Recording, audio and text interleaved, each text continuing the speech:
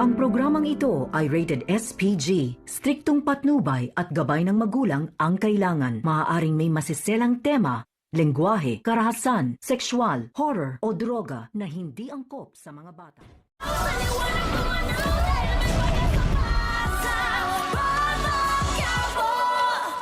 Narito na nga ang mga dapat nating abangan mamayang gabi sa EPJ's Batang Quiapo. Matapos nga ang mahuli nila Tanggol itong si Lucio, nakikiusap naman ito na huwag siyang patayin dahil marami nga daw siyang alas at hawak na mga pinaggagawa dito ng mga gerero.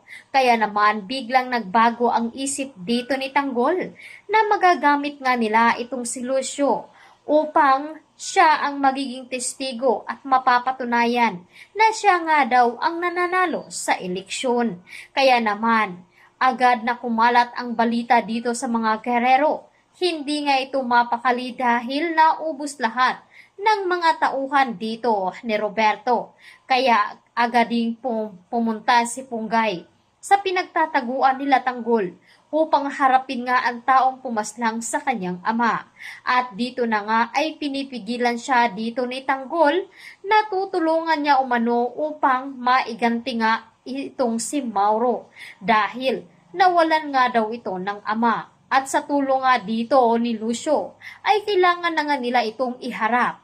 Ngunit itong si Lucio ay alam nga na malakas ang kapit at mga kaalyado at protektor ng mga gerero, kaya hindi ito basta-basta na matatalo.